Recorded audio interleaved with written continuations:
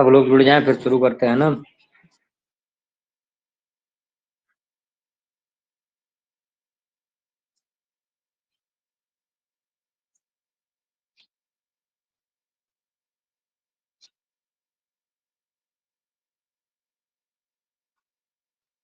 अभी लोग जुड़ रहे हैं धीरे धीरे।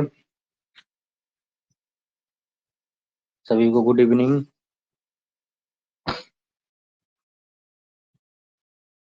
प्रीवियस ईयर क्वेश्चन पेपर को देखते हुए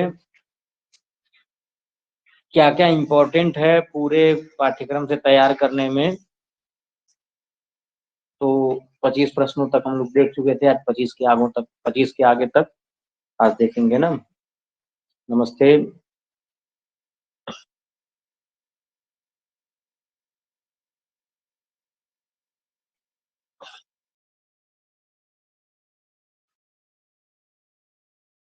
और सबकी तैयारी कैसी चल रही है?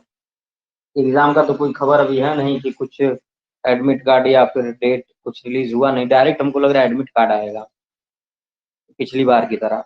जैसे अभी 9 या 10 तारीख को जो पेपर हुआ है, एडमिट कार्ड दे दिया गया पहले और सेंटर 1-2 दिन बाद डिसाइड किया गया था ना। उसी तरह से कहीं इस बार भी ना हो पहले। लेकिन उस तरह की गलती नहीं होगी इस बार, क्योंकि कई जगह सेंटर में इस तरह से करने में कई जगह का एग्जाम कैंसिल हो गया और एग्जाम कराना पड़ा। तो पहले व्यवस्था बनाएंगे तब उसके बाद कहेंगे, है कि नहीं?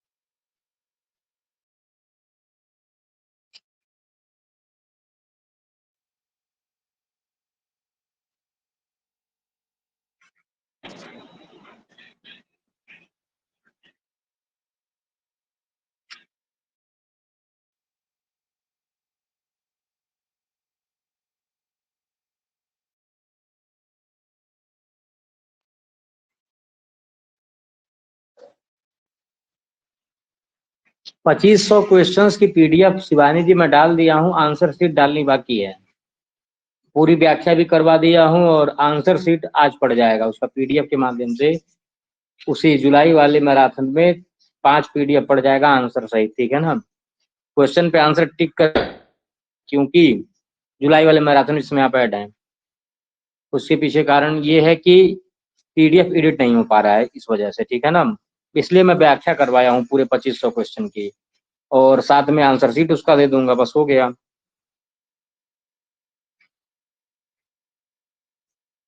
आज सीटीवी के एग्जाम में टेक्निकल प्रॉब्लम होने से कैंसिल हो गया एग्जाम। बताइए, एग्जाम 6 महीने वेट करिए और एग्जाम के दिन टेक्निकल प्रॉब्लम हो ही रहा है। पूरा कैंसिल हो गया एग्जाम है कि मतलब कहीं कहीं का हुआ?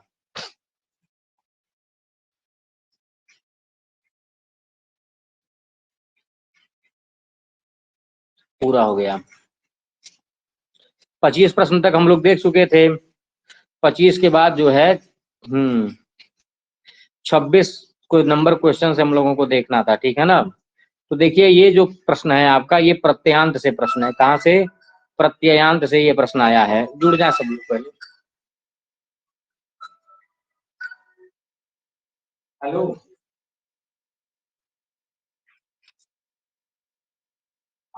ये देखिए ग्रुप में मैं लिंक भेजा हूँ, उस लिंक पे क्लिक करिए। कौन सा? आप ग्रुप में ऐड है ना, ग्रुप पे देखिए एक लिंक गया होगा, देखिए इसमें लिखा सब लोग जुड़े लाइव हो रहा हूँ, उसके ऊपर देखिए लिंक, और लिंक पे क्लिक करिए। हाँ देखिए टेलीग्राम, टेलीग्राम, टेलीग्राम खोलिए। टेलीग्राम में जो टीचिंग वाला ग्रुप है उसमें देखिए लिंक दिया हुआ, लिंक पे क्लिक करिए।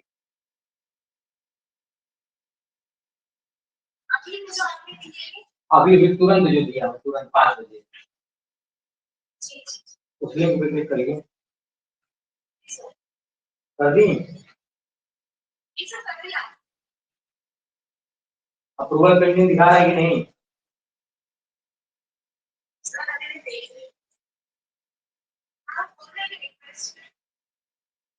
आ गया, हो गई है, आ गई है।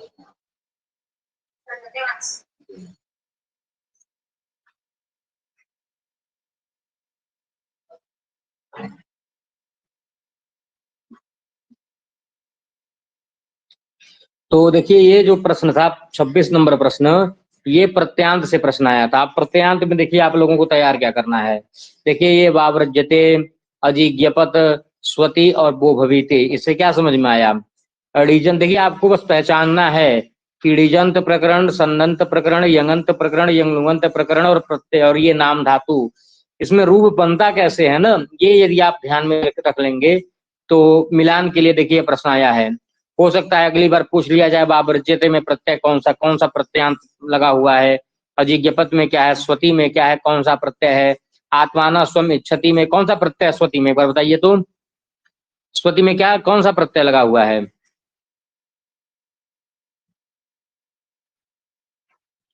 सर्व प्रातिपदिकेभ्य विवाह वक्तव्य क्विप प्रत्यय लगा हुआ है स्वति में, ठीक है ना।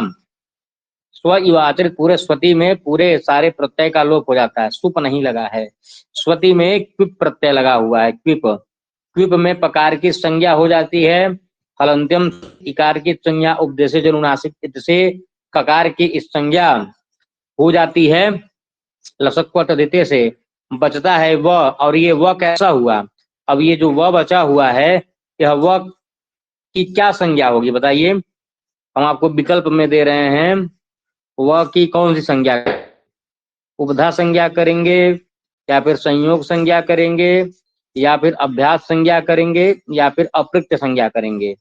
कौन सी संज्ञा होगी व की बताइए? क्विप में सब कुछ निकला है, अब ये व बचा है, व की कौन सी संज्ञा होगी? व की है अप्रयुक्त संज्ञा, क्योंकि एकाच अप्रयुक्त संज्ञा का सूत्र कौन सा है? अप्रयुक्त एकाल प्रत्यय, एक अल जिस प्रत्यय में बचा हुआ हो वही अप्रयुक्त कहलाता है। सब कुछ जब क्विप में जब सब कुछ चला गया, यही वह बचा, अब यह वह जो है अप्रयुक्त संज्ञक हो जाएगा।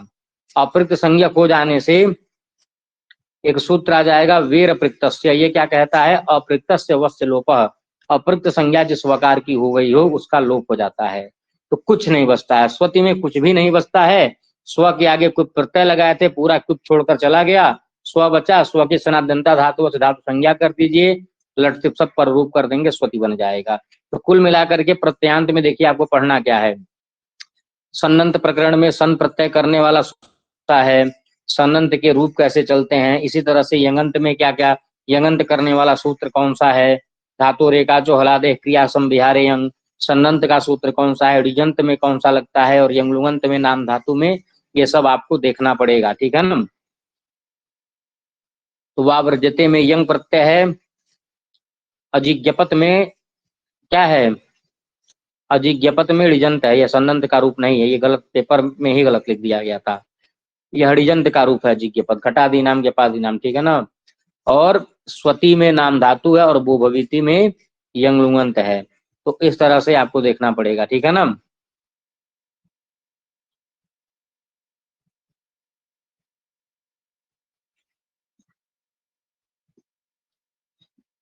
तो प्रत्यांत कोई ऐसा है जिसको प्रत्यांत नहीं समझ में आया है? प्रत्यांत सबको समझ में आ गया है ना। प्रत्यांत में देखिए कुछ गिने चुने लघु सिद्धांत कौमुदी के ही सूत्र हैं, यदि उन सारे सूत्रों को आप कर लेंगे तो आपका काम जो है बन जाएगा।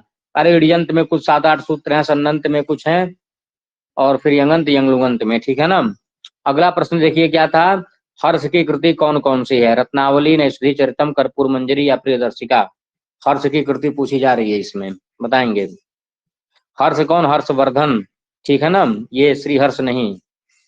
तो रत्नावली और प्रियदर्शिका हर्ष की हो गई, कर्पूर मंजरी और नैषधि चरितम, तो नैषधि चरितम श्री हर्ष का है, जानते ही हैं। तो इससे इस प्रश्न से आपको क्या लिखते रहिएगा, आपको कहाँ कहाँ से प्रश्न बनते हैं वो सारी चीजें तैयार करिए। साहित्य के आचार्यों का पूरा कालक्रम, उनकी उपाधियां, उनकी रचनाएं, और उनका शताब्दी किस सन में हुए, ये सब चीजें यदि आप क्लियर कर लेते हैं तो ये भी आपका जो है हो जाएगा। जितने भी आचार्य दिए हैं, कहाँ से, भाट से लेकर के श्रीधर भास्कर वर्णेकर तक सारे आचार्यों की रचनाएं याद होनी ही होनी चाहिए। क्योंकि देखिए घुमा फिरा कर कभी हर्ष की कृति पूछी जा रही है, तो कभी कभी कवियों का कालक्रम पूछा जा रहा है, तो कभी कवियों की रचनाओं का कालक्रम पूछा जा रहा है। तो इसी एक ही टॉपिक से 2-3 प्रश्न आपको दिखाई दे चुके, अभी 27 तक पहुंचे हैं, 2 प्रश्न भी इतने में ही आ गया, ठीक है ना। अब क्या है, पतंजलि पतंजलि द्वारा प्रतिपादित व्याकरण के प्रयोजनों में क्या नहीं है। अभी आप एक प्रश्न देखे थे व्याकरण महाभाष्य से कि त्रिधा बद्ध वृषभोरुरवीति महोदेवान मर्त्या आविवेश चत्वारि श्रृंगा त्रयोस्य पादा द्वे शीर्षे इसी पेपर में, ये जो 2020 का पेपर चल रहा है ना, इसी में द्वे शीर्षे भी पूछा गया है। और इसी में पतंजलि द्वारा प्रतिपादित व्याकरण के प्रयोजनों में किसकी गणना नहीं होती है, ये भी पूछा गया है। तो महाभाष्य के तो जो 5 मुख्य प्रयोजन है और जो 13 गौण प्रयोजन है, जो मैं कल बताया था, सारी पंक्तियां एकदम याद होनी चाहिए, ताकि कुछ भी पंक्ति कहीं से उठाकर पूछ ले कि यह किस प्रयोजन से संबंधित है, तो ये आपको। और साथ साथ 13 प्रयोजनों का क्रम, कभी कभी ऐसा पूछ लिया जाता है कि पतंजलि द्वारा प्रतिपादित 13 प्रयोजनों में छठवां कौन सा है, 5वां कौन सा है, 7वां कौन सा है, 9वां कौन सा है। तो जब क्रम याद रहेगा तभी तो 5वां 6वां 8वां 9वां कर पाएंगे। तो इसलिए व्याकरण महाभाष्य में यह सारी चीजें आपको जो है क्लियर करनी होंगी, ठीक है ना। तो रक्षा, ऊह, आगम, लघु और असंदेह होता है। संदेह के लिए व्याकरण थोड़ी बनाया गया, संदेह थोड़ी प्रयोजन व्याकरण का हो सकता है। असंदेह के लिए, संदेह का निराकरण करने के लिए है ना, स्थूल प्रसतिम अग्निवारुणिम अनद्वाहिम आलवेद, ऐसा वाक्य सुनने पर जो व्याकरण नहीं रहेगा, उसके दिमाग में न शर्तो अध्यवस्थित ईश्वर का ज्ञान रहेगा नहीं। तो ऐसी स्थिति में वह क्या सोचेगा, स्थूला चासो प्रस्ति च, ऐसी गाय के लिए बोला गया है, या फिर स्थूलान प्रसंत यस्सा इयम स्थूल प्रस्ति। तो इस तरह से व्याकरण महाभाष्य को भी आपको तैयार करना पड़ेगा। प्रयोजन पूरा 5 और 13 मुख्य, 13 गौण और 5 मुख्य प्रयोजन को याद रख लीजिए। योग दर्शन से देखिए दूसरा प्रश्न अभी आया था क्रिया योग में, अभी क्रिया योग से प्रश्न आया था ना कि क्रिया योग में किसकी गणना होती है, इसी पेपर में। अब इसी पेपर में देखिए योग दर्शन का दूसरा प्रश्न भी दिखाई दे रहा है कि अधोंकितेषु कयोर्द्वय समुचित संबंध, किस दो का समुचित संबंध है। अनुमान प्रमाण, यम, चित्त भूमि, चित्तवृत्ति, क्या सही होगा। अब बताएंगे, इसमें बहुत लोग कंफ्यूज हो गए थे, लेकिन किस दो का समुचित संबंध है। चित्तवृत्तियां कौन सी हैं, 5 हैं। कौन कौन सी, प्रमाण, विपर्य, विकल्प, निद्रा और स्मृति। प्रमाण के अंतर्गत कितने प्रमाण योग दर्शन ने माने, प्रत्यक्ष, अनुमान और आगम। तो यह अनुमान प्रमाण चित्तवृत्ति से संबंधित हुआ कि नहीं हुआ, तो ए और डी यहाँ पर सही हो जाएगा। इससे क्या तात्पर्य है, यह देखिए हमारे पाठ्यक्रम ने चित्त भूमि और चित्तवृत्ति दिया है, चित्तवृत्ति से ही यह प्रश्न है। तो योग दर्शन की जो चित्तवृत्तियां हैं, प्रमाण में प्रत्यक्ष, अनुमान, आगम, इन तीनों का जो है भाष्य के अनुसार लक्षण, और साथ ही साथ और फिर हो गया प्रमाण, विपर्य क्या है, विकल्प क्या है, निद्रा क्या है, स्मृति क्या है, इन सबका लक्षण याद रख लीजिए। चित्त भूमि पूरी तैयार कर लीजिए। अष्टांग योग में अहिंसा में किसको गिना, यम में क्या है, यम के लक्षण क्या है, नियम में क्या है, नियम के लक्षण क्या है, और यम की सिद्धि से क्या फल है, मतलब अहिंसा, सत्य, अस्तेय, ब्रह्मचर्य, अपरिग्रह, इन 5 का 5 लक्षण है। इन 5 के सिद्ध करने पर 5 इनके फल बताए गए हैं, वो 5 फल। इसी तरह से नियम के लिए भी शौच, संतोष, तपस्या, स्वाध्याय, ईश्वर प्रणिधान, इनका लक्षण, और साथ ही साथ जो है इनकी सिद्धि से फल क्या है, ये सब आपको तैयार होना चाहिए, ठीक है ना, योग दर्शन में। तब कहीं से भी प्रश्न आए तो आप गड़बड़ नहीं होंगे, ठीक है ना। अब ब्राह्मी लिपि से देखिए दूसरा प्रश्न, ब्राह्मी लिपि से भी कल देखिए सब 30 के पहले ब्राह्मी लिपि एक और आ गया था बूलर के मत में। अब देखिए यहाँ पर बर्नेल के मत में आया था, बर्नेल महोदय के अनुसार। अब यहाँ पर देखिए क्या हो गया कि इसके मतानुसार फिनिशियन लिपि के 22 अक्षरों से ब्राह्मी लिपि के 22 अक्षरों की उत्पत्ति हुई। इसका क्या हो जाएगा, बूलर ने ही कहा है ना फिनिशियन से उत्पत्ति। तो यहाँ पे प्रश्न को ध्यान में न देते हुए आपको आंसर यहाँ पे आपको ध्यान क्या देना है कि आपको इस प्रश्न से आपको ये समझ लेना है कि ब्राह्मी लिपि में अभी भी कुछ प्रश्न बन सकते हैं, इसलिए ब्राह्मी लिपि को पूरा पढ़ना है। 3 पेज का नोट्स है, उसको पढ़ लेंगे, आपका पूरा प्रश्न वहीं समाप्त हो जाएगा। कल बताया था ब्राह्मी लिपि को डिटेल में। ब्राह्मी लिपि को कुछ स्वदेशी मानते हैं, कुछ विदेशी मानते हैं। स्वदेशी पोषक सिद्धांत क्या क्या है और कितने विदेशी या स्वदेशी के नाम आते हैं विद्वानों के, वह नाम लिख के अलग लिख लीजिएगा। यूनानी उत्पत्ति कौन मानता है, फिनिशियन उत्पत्ति कौन मानता है, सेमेटिक मूल कौन मानता है, दक्षिणी सेमेटिक कौन मानता है, उत्तरी सेमेटिक कौन मानता है। एक एक दो दो तीन तीन नाम है, सब लिख करके याद कर लेंगे हो। अब अभिलेख से देखिए ये वहां से फिर से यह देखिए सर्वदर्शन संग्रह, 4 जैन और बौद्ध दर्शन लगा हुआ है ना, तो ये देखिए वहीं से प्रश्न है, आसान सा प्रश्न है। सम्यक दर्शन ज्ञान चरित्राणी मोक्ष मार्ग, यह क्या कहा गया है। इसमें देखिए सबसे बड़ी बात ना, इसमें ये क्लियर करना बड़ा जरूरी है कि ये जैन को बौद्ध में नहीं घुसाना है, बौद्ध को जैन में नहीं घुसाना है, ये बहुत तेज घुसता है, ठीक है ना। तो 3 रत्नों की चर्चा की गई है, ठीक है ना, 3 रत्नों से ही मोक्ष माना गया है ना, सम्यक दर्शन ज्ञान और चरित्र, यही मोक्ष के मार्ग हैं। सम्यक दर्शन क्या है, यह आप देख सकते हैं, रुचिर दिनों के तत्व सम्यक श्रद्धान मुच्यते जायते तन्निसर्गेण गुरुर अधिगमनेन वा, उसमें अधिगम और फिर जो है निसर्ग बताया गया है। और फिर सम्यक ज्ञान क्या होता है, सम्यक चरित्र क्या होता है, इन सब का लक्षण सम्यक चरित्र में 5 आए हैं, अहिंसा, शून्य, ब्रह्मचर्य, अपरिग्रह। तो कुल मिलाकर के जैन दर्शन का भी एक अच्छा सा सर्वदर्शन संग्रह के अनुसार नोट्स तैयार किया गया, उसको पढ़ लेंगे तो उससे पूरा आपका काम बन जाएगा। कितने तीर्थंकर हुए, एक सामान्य परिचय लेने के बाद ये जो 3 रत्न है उसको देख लीजिए, ये 3 रत्नों का लक्षण, और उसमें से सम्यक ज्ञान के 5 भेद भी होते हैं, मति सुक्ति अवधि मन पर्याय केवलम, वो भी एक बार ध्यान दे दीजिएगा उधर बीच भी। और जैन दर्शन में और जो जो इम्पोर्टेंट चीजें हैं, कितने तत्व मानता है, कितने प्रमाण मानता है, जीव अजीव आश्रव बंध संबंध निर्जरा मोक्ष का क्रम क्या है, स्याद अस्ति स्याद नास्ति, स्याद अस्ति नास्ति, स्याद वक्तव्य, इसका क्रम क्या है, स्यादवाद किसका है, अनेकांतवाद किसका है, ये जो नाम होते हैं वाद वगैरह ना, ये सब पूरा याद कर लीजिए अलग अलग लिख करके। जैन को और कितने नामों से जाना जाता है, जैसे अपोहवाद बौद्धों को कहते हैं, अनेकांतवाद जैन को कहते हैं, ये सब जो है स्यादवाद भी जैन को कहते हैं। तो ये सब भी आपको तैयार करना है, तो इसमें समझ जाएंगे सम्यक दर्शन ज्ञान चरित्र, यही 3 रत्न है, 3 रत्नों को ही जो कर लेता है वही जिन कहलाता है, ठीक है ना। अब अगला प्रश्न देखिए, अर्थशास्त्र से फिर अगला प्रश्न, अर्थशास्त्र के देखिए अभी प्रश्न हम देखे थे, सर्वेशाम अहिंसा अंधसंशय क्षमा च, सभी आश्रमों और सभी वर्णों का कर्तव्य है कि यह अहिंसा वगैरह का पालन करना। उसी अर्थशास्त्र से गुप्तचर गुण गुण पुरुष प्रणति से अगला प्रश्न आ गया, देखिए क्या लिखा है, कर्षको वृत्ति क्षीणा प्रज्ञा शौचा गुण पुरुष होता है वह। कर्षको मतलब गरीब किसान के भेष में रहने वाला, प्रज्ञा और शुद्ध बुद्धि से युक्त गुप्तचर क्या कहलाएगा, वह कहलाएगा क्या, गृहपति कहलाएगा ना, किसान वाला। तो इस प्रश्न से आपको क्या समझ में आया, इस प्रश्न से ये समझिए 5 प्रकार के संस्थागत गुप्तचर हैं और 4 प्रकार के जो है ये संचारी गुप्तचर हैं। जैसे उदास्थित हो गया, फिर वैदेहक हो गया, तापस हो गया, और उसके बाद से 1-2 और हैं, तो ये सब आपको याद रखना है। जैसे गरीब विद्यार्थी के भेष में जो रहता है वो उदास्थित कहलाता है। वाणिज्यको वृत्ति क्षीण प्रज्ञा शौच युक्त, गरीब व्यापारी के भेष में वैदेहक रहता है। गरीब गृहपतिक रहता है। बाल बाल छिला करके जो वृत्ति की कामना करता है वह तार है। और प्रव्रज्यापत्य वसिता प्रज्ञा शौच युक्त गुण पुरुष उदास्थित, ऐसा वह उदास्थित होता है।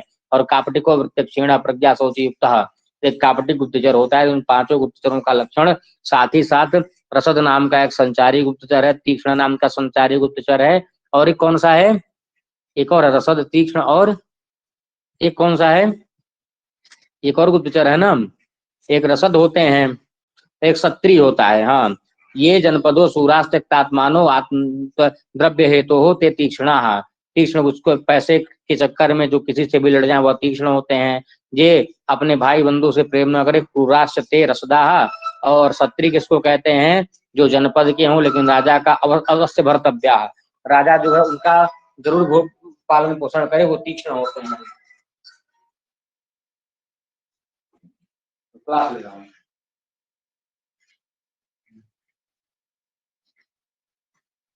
तो ये हो जाएगा 3 संचार में, 3 नहीं, एक 3 कौन कौन से, सत्री रसद से बता रहा हूँ, सत्री है, रसद है, और एक जो तीक्ष्ण बताया हूँ ना, सत्री रसद और तीक्ष्ण, ये 3 के साथ साथ एक वो भिक्षुकी वगैरह आ जाते हैं ना, एक भिक्षुकी है, एक परिव्राजिका है, और एक और है मुंडा वगैरह है।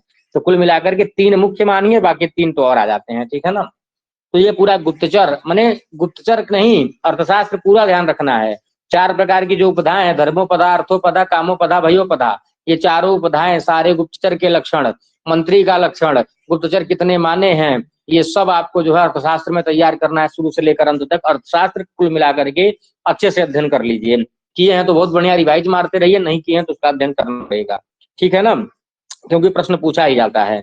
अगला क्या है, कारक से। कारक प्रकरण का यह प्रश्न है कि उपाध्यायादधीते इत्यत्र अपादान संज्ञा विधायक पाणिनेर नियमः कः। उपाध्यायादधीते में अपादान संज्ञा कौन सा सूत्र किया है, आख्यातोपयोगे। यह सूत्र एनटीए वालों को बहुत प्रिय है, इसी से दो बार प्रश्न आ रहा है। हो सकता है कारक में यही जो है एक बार फिर से आ जाए। तो कुल मिलाकर के इस प्रश्न से आपको ये समझना है कि कारक के सारे सूत्र, सारे उदाहरण ये तैयार होने चाहिए। कौन सा सूत्र कारक संज्ञा कर रहा है, कौन सा सूत्र विभक्ति कर रहा है, कौन सा सूत्र कर्म प्रवचनीय कर रहा है, क्या उपपद विभक्ति है, ये सब आपको अलग सूत्रों के माध्यम से करना पड़ेगा, ठीक है ना। अब देखिए अगला, देखिए आ गया अलंकार वाला, ये सूक्ति आ गई। क्या है, अथवा कृतवाक द्वारे वंशेस्मिन पूर्व सूर्य भी मणु वज्र समुत्कीर्णे सूत्र से वास्ति में गति। यह सूक्ति किसकी है, रघुवंश महाकाव्य का प्रथम सर्ग आपके पाठ्यक्रम में लगा हुआ है। अथवा कृतवाक द्वारे अर्थात जो है इस वाणी रूपी द्वार रामायण इत्यादि में जो है पूर्व सूर्य भी पुराने विद्वान काली ये वाल्मीकि वगैरह ने जो है इस वाणी का द्वार रामायण तैयार कर दिया है। मैं तो जो यह रघुवंश लिख रहा हूँ ये तो बस क्या है, मणु वज्र समुत्कीर्णे सूत्र से वास्ति में गति है। इसमें इस पूरे काव्य में, इस पूरे रामायण में, इस पूरे वंश में सुई से छेदे गए मणि के समान मेरी गति है। तो मे पद से क्या तात्पर्य है, मे पद जो है कालिदास को उद्योतित कर रहा है ना। मे पद का क्या तात्पर्य है यहाँ पर, तो यह इससे क्या है, देखिए रघुवंश महाकाव्य बड़ा आसान है, उसको यदि एक दो बार भी पढ़े होंगे ना तो उसमें से प्रश्न नहीं गड़बड़ाएगा। कुछ सूक्तियां वगैरह आती है और सूक्तियां कुछ सूक्तियों को लेकर के आपको परेशान नहीं होना चाहिए नेट के पेपर में। अन्य पेपर में मान लीजिए परेशान हो तो ठीक समझ में आता है, क्योंकि नेट के पेपर में जो सूक्ति आती है ना वो आप कर ही लेंगे, बहुत कम चांस रहता है जो सिंगल सूक्ति पूछी जाए। सिंगल तो आसान पूछ लिया जाएगा, हाँ थोड़ा टफ यदि आ रहा है तब मिलान में आएगा वो, तब वो मिलान में भी एक दो सवाल आ जाता है। तो सूक्तियों से देखिए अभी एक प्रश्न आया था रणेश तस्य प्रहिता प्रचेतसा इसी पेपर में, और एक रघुवंश प्रथम सर्ग से, शिशुपाल और रघुवंश महाकाव्य तैयार कर लीजिए, ठीक है ना। अब उसके बाद देखिए और भी सूक्तियां जो प्रमुख प्रमुख है उसको देख सकते हैं। सांख्यकारिका का अगला प्रश्न पूछा गया है, पुरुष कैसा है, पुरुष को किसमें मिलाएंगे, वाक को किसमें मिलाएंगे, सब। अब इसमें बस जिसको बस एक श्लोक समझ में आ गया है, जिसको सांख्यकारिका के बारे में प्रकृति प्रकृति विकृति, केवल विकृति और न प्रकृति न विकृति, यही चार भागों में तो डिवाइड है पूरा सांख्य, कि एक चार तत्वों को लेकर के पूरी चर्चा चलती है। एक हो गया मूल प्रकृति पुरुष हो गया, और एक विकृति हो गया, और एक जो है प्रकृति विकृति हो गया। तो इसमें से मिला लेंगे तो ये समझ में आ जाएगा। तो इसके साथ साथ सांख्यकारिका में आपको प्रत्यय सर्ग अवश्य देखना चाहिए। प्रत्यय सर्ग में दो प्रकार के हैं, एक बौद्धिक सर्ग है, एक भौतिक सर्ग है। तो बौद्धिक सर्ग जिसको प्रत्यय सर्ग कहते हैं वो चार प्रकार का होता है, विपर्य असक्ति तुष्टि सिद्धि के भेद से, और फिर गुण वैषम्य विवर्धात तस्य च भेदास्तु 50। गुणों की विषमता के कारण उसके 50 भेद हो जाते हैं। फिर विपर्य के 5 प्रकार, असक्ति के 28 प्रकार, 9 प्रकार की तुष्टि, 8 प्रकार की सिद्धि, ये सब याद होना चाहिए कि कौन सी 9 प्रकार की तुष्टि कौन सी है कौन सी नहीं है। पूछा जाएगा ना भाई कौन सी गिनी गई है कौन सी नहीं गिनी है, पता रहेगा तभी जवाब देंगे। इसी तरह से 8 प्रकार की सिद्धि, तो ये सब जो है प्रत्यय सर्ग। और उसके बाद जो भौतिक सर्ग है वह कितने प्रकार का है, 3 प्रकार का है। एक तिर्यक सृष्टि, मानव सृष्टि, दैव सृष्टि, ये तीनों मिला देंगे 14 प्रकार की हो जाएगी। तो इसमें जो है इनका अलग अलग नाम भी है ना, लिंगाक्ष भावाक्ष तस्मात् द्विधा प्रवर्तते सर्ग। तो भौतिक सर्ग भी आपको याद रखना है, ठीक है ना। काव्य संप्रदाय से अगला प्रश्न है, काव्य संप्रदाय में क्या पूछ लिया गया, रस संप्रदाय के आचार्य कौन है। इस प्रश्न से आपको क्या लिखना, इस प्रश्न से आपको ये तैयार करना है कि आप एक जगह रस संप्रदाय, अलंकार संप्रदाय, फिर जो है वक्रोक्ति संप्रदाय, रीति संप्रदाय, औचित्य संप्रदाय, सारे संप्रदाय लिख करके हर संप्रदायों के आगे 3-4 आचार्य कम से कम लिख लीजिए। रस संप्रदाय के 4-5 आचार्यों का नाम लिख लीजिए जितना मिल पाए, अलंकार संप्रदाय के 4-5 आचार्यों का नाम, ध्वनि संप्रदाय के 4-5 आचार्यों का नाम, वक्रोक्ति के 4-5 आचार्यों का नाम, रीति के 4-5, फिर उसके बाद ये औचित्य संप्रदाय के 4-5 आचार्यों का नाम। ये सब यदि लिख लेंगे आप तो उसको बस याद करना है, याद कर लेंगे। अगले बार पूछ लिया जाए ध्वनि संप्रदाय से आचार्य उस्तः, रीति संप्रदाय से आचार्य उस्तः, कुछ भी पूछा जाए आप समझ जाएंगे कौन जो है माने कौन किस संप्रदाय से संबंधित आचार्य, ये भी प्रश्न पूछा जाएगा ना। तो ये आप देख लीजिए, इसमें लिखा भी है, जैसे देख लीजिए रस संप्रदाय में भरत अभिनव गुप्त भट्टनायक विश्वनाथ है, अलंकार में भामदंडी उद्भट है, रीति संप्रदाय में वामन, ध्वनि संप्रदाय में आनंदवर्धन रूयक मम्मट है, वक्रोक्ति संप्रदाय में कुंतक है, औचित्य में क्षेमेंद्र है। बस यही सब याद करना है आपको। यहाँ पर भी दिया गया वो डिजाइन। तो और फिर रस रस ये वाला सबको याद ही होगा, उत्पत्ति, अनुमिति, भुक्ति, अभिव्यक्ति, ये सब किसका है, ठीक है ना। अब अगला देख लीजिए, वेदों का काल। वेदों का काल तो भाई पाठ्यक्रम का पहला यहीं से शुरुआत होता है, वेदों का काल। तो वेदों के काल में देखिए लोग क्या करते हैं, वेदों के काल में बस एक बार याद कर लेते हैं 1200 से 1000 मैक्स मूलर का, और उसके बाद से जैकोबी का 1500 से स्वीकार नहीं किया जा सकता, वेबर का, और फिर जैकोबी का 4500 से 3000 स्वीकार कर लेते हैं, 2500 से 4500 इंटरनेट जी का तैयार कर लेते हैं, 6000 से 4000 बाल गंगाधर तिलक का। नहीं, लेकिन ऐसे काम नहीं चलेगा। आपको एक एक चीजें देखिए, प्रश्न कैसे अंदर से पूछा गया है। प्रश्न पूछा गया है कि बाल गंगाधर तिलक के द्वारा मृगशिरा काल में ऋग्वेद के अधिकांश मंत्रों की रचना की गई। मृगशिरा काल बताइए, तो ये काल आपको याद करना पड़ेगा। इससे क्या समझ में आया, छंद काल, मंत्र काल, ब्राह्मण काल, सूत्र काल, ये पूरा याद होना चाहिए, चारों का चार काल, ठीक है ना। जैकोबी महोदय, जैकोबी का कृतिका, वसंत संपात, ये दोनों काल याद होना चाहिए। बाल गंगाधर तिलक का अदिति काल, मृगशिरा काल, कृतिका काल, अंतिम काल, चारों का चार समय है, चारों का चारों समय याद होना चाहिए। ये सब याद करके पहुंचेंगे। इनका आधार क्या है, बौद्ध साहित्य आधार किसका है, ज्योतिष आधार किसका है, मितानी शिलालेख आधार किसका है, भूगर्भ आधार किसका है, वेद मंत्र आधार किसके हैं, ज्योतिष आधार किसका है, ये सब आधार भी आपको याद करना पड़ेगा, क्योंकि भारतीय परंपरागत विचार भी आपको लिखा है। पूछ लिया जाए अविनाश चंद्र दास का के अनुसार वेदों का काल कितना है, उनका आधार क्या है, दीनानाथ शास्त्री चुलेट के अनुसार वेदों का काल क्या है और उनका आधार क्या है, इंटरनेट जी के अनुसार क्या है, तो ये सब पूरा अच्छे से तैयार करना पड़ेगा, ठीक है ना। वेदों का काल में कुछ नहीं छोड़ना है, समझ में आ गया ना। अब उसके बाद देख लीजिए अगला प्रश्न फिर कहां से आ गया, तर्क भाषा के सामान्य परिचय से देख सकते हैं। ये न्याय दर्शन का सामान्य परिचय है। समुचित संबंध क्या है, षोडश पदार्था किस दर्शन में, न्याय दर्शन में। इससे आपको क्या समझ में आना चाहिए, सारा पदार्थ यदि आपको याद रहेगा कि चारवाक का पदार्थ ही है, जैन, बौद्ध, सांख्य, योग, मीमांसा, न्याय, वैशेषिक, वेदांत, ये सब यदि आपको पता रहेगा तो पदार्थ चुनने में कितने सेकंड में कर देंगे, इसको 2 सेकंड में इस प्रश्न को कर देंगे। 16 पदार्थ मने प्रमाण, प्रमेय, संशय, प्रयोजन, न्याय, इति न्याय दर्शन से आदिमम सूत्रम लिखा ही है, तो 16 पदार्थ को न्याय दर्शन में मान लेंगे। सप्त पदार्थ आपके जो हैं वैशेषिक मानता है, वैशेषिक कहीं लिखा उखा ही नहीं है, इसलिए उसको छोड़ना है, ठीक है ना। तो ए और सी यहाँ पर करेक्ट हो जाएगा, ठीक है ना। हाँ, उसका तो बी ही है ज्योति जी। अब अगला प्रश्न देख लीजिए, मनुस्मृति का अगला प्रश्न, जहां से मैं बोल रहा था कल की, जहां आचार्य का लक्षण, गुरु का लक्षण जो भी पूछा गया था ना, वहीं से ये भी प्रश्न है। मनु मते, मनु के मत में, कह द्विज, कौन सा ऐसा द्विज है जो सान्वय अपने कुल खानदान सहित शूद्रत्व प्राप्त होते, शूद्रता को प्राप्त हो जाता है। श्लोक ही है, यो अनधीत्य द्विजो वेदम अन्यत्र कुरुते श्रमम, जो द्विज वेदम अनधीत्य, वेद पढ़ ही नहीं रहा है और अन्यत्र कुरुते श्रमम, कुछ और ही पढ़ रहा है, वो मैंने कुछ और किसी और चीज में, उसको क्रिश्चियन बनने में बड़ा मजा आ रहा है। तो स्वजीवन ने वशूद्रत्वम, वह जीते जी शूद्रत्वम, कैसे, सान्वय शूद्रत्वम, अपने कुल खानदान सहित आशुगच्छत, शीघ्र ही शूद्रता को प्राप्त हो जाता है। तो यहाँ पे क्या हो जाएगा आंसर, वेदम परित्यज्य अन्यत्र श्रमम कुर्वन्, वेद को छोड़ करके कहीं अन्य परिश्रम कर रहा है, तो यही हो जाएगा ना। अब इसमें देखिए कॉमन सेंस लगाइए, प्रातः उठ करके जो स्नान कर रहा है वह शूद्र हो जाएगा, ब्राह्मण ग्रंथान वेदम स्वीकुर्वन्, वो शूद्र हो जाएगा, एकेश्वर वादम निंदयन, वो शूद्र हो जाएगा नहीं ना। तो यही पहला यहाँ पर सही हो जाएगा। तो मनुस्मृति का जो दूसरा अध्याय है ना, बड़ा इंपॉर्टेंट है, वो इस बार भी दूसरे अध्याय से प्रश्न आया था, तो ये सब जो है आपको याद, जैसे इस बार पूछ लिया जाए सर्व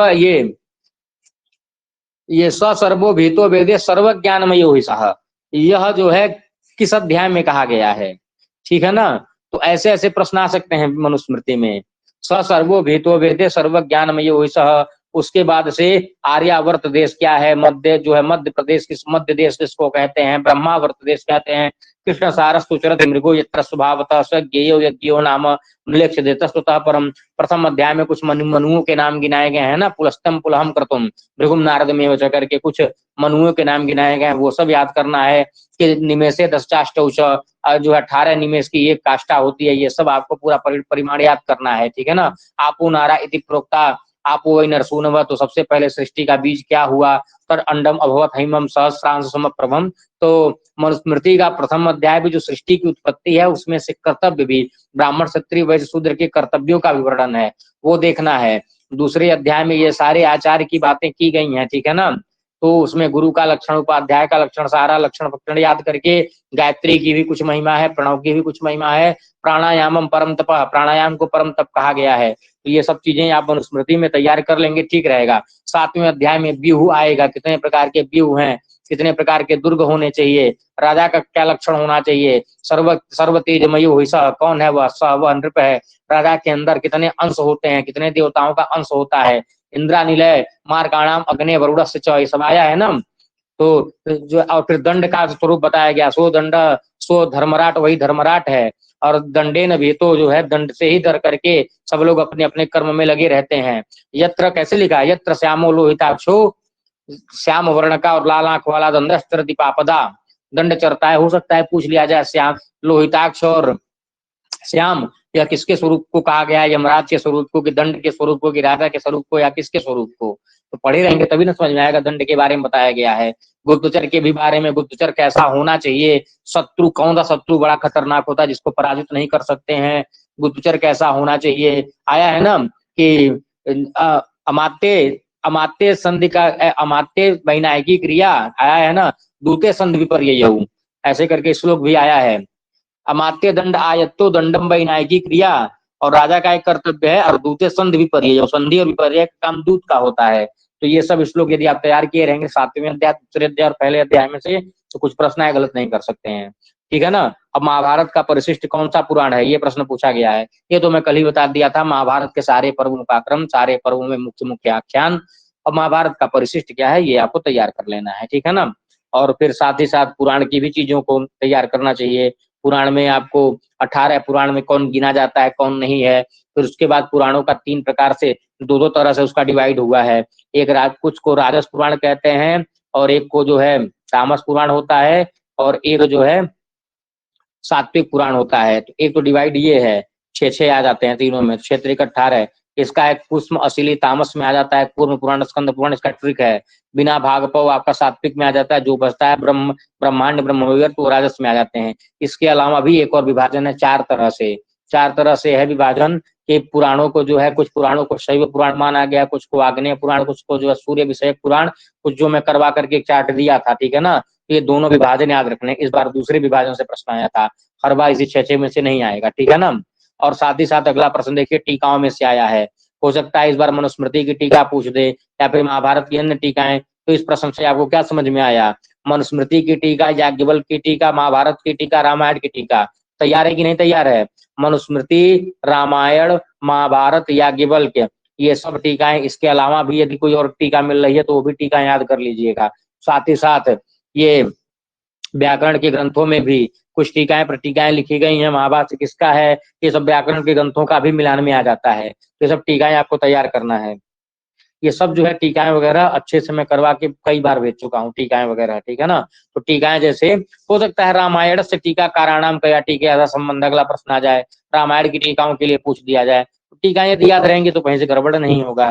प्रकरण वगैरह का तो नाम आपको छोड़ना ही नहीं है, ग्रंथ भले न पढ़े हों, लेकिन प्रकरण का स्ट्रक्चर आपको पता होना चाहिए। देखिए अगला प्रश्न स्ट्रक्चर से ही है, याज्ञवल्क्य स्मृति के व्यवहार अध्याय के प्रकरण कौन से हैं। जो कुछ नहीं पढ़ा है, केवल 25 प्रकरण का नाम याद किया है, वो भी यह प्रश्न सही कर ले जाएगा। 25 प्रकरण है ना।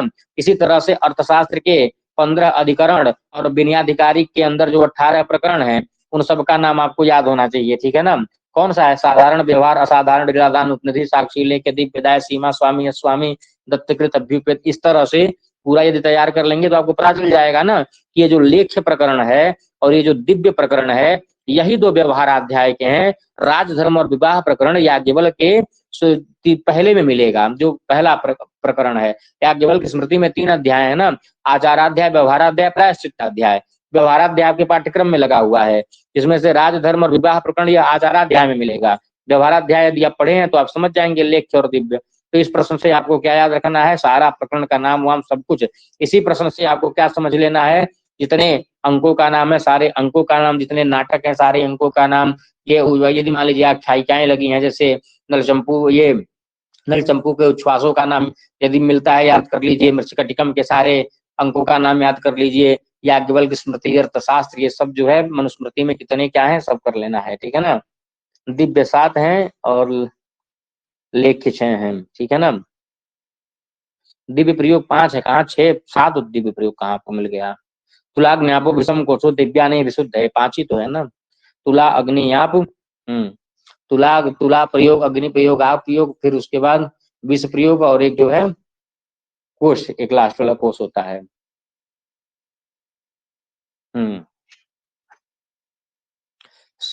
साधारण, असाधारण, ऋणादान, उपनिधि, लेख्य, लेख्य और दिव्य, हाँ 4-5 पे हैं। तो ये जो है आपको तैयार करना है, ठीक है ना। लेख्य 6वें पे है, दिव्य 7वें पे है, बिल्कुल हाँ। अब उसके बाद अगला प्रश्न क्या है, ये अभिलेख से संबंधित प्रश्न है। इसमें तो देखिए जो सिलेबस जिसको याद होगा वही इसको कर लेगा, सिलेबस बस याद जो कर दिया है वो इस प्रश्न को याद कर लेगा। इसके अलावा आपको देखिए अभिलेख में एक चीज और बता दूं ना, अभिलेख में आपको कुछ नहीं तैयार करना है, अभिलेख की भाषा और अभिलेख की लिपि ये तैयार करना। अभिलेख के बारे में तो ये तो आपको पता ही होगा भाई ना, हर्ष का बांसपेड़ा, पुलकेशिन का इहोल है, समुद्रगुप्त का इलाहाबाद वाला है, कनिष्क का जो है सारनाथ वाला है, ये तो बताना नहीं है, ये तो आपको पता ही होगा, सिलेबस देख लिए होंगे। तो इसके अलावा आपको क्या तैयार करना है ना, अशोक के शिलालेखों में, अशोक के शिलालेखों की भाषा क्या है, लिपि क्या है। अशोक का एक ऐसा शिलालेख है जो द्विभाषिक शिलालेख है, कांधार वाला। कांधार जो शिलालेख है ग्रीक और अरमाइक। पूछा जा सकता है कि द्विभाषिक शिलालेख किसका मिलता है, अशोक का मिलता है। अशोक का जो द्विभाषिक शिलालेख है उसमें 2 भाषाएं कौन कौन सी हैं, ग्रीक और अरमाइक हैं।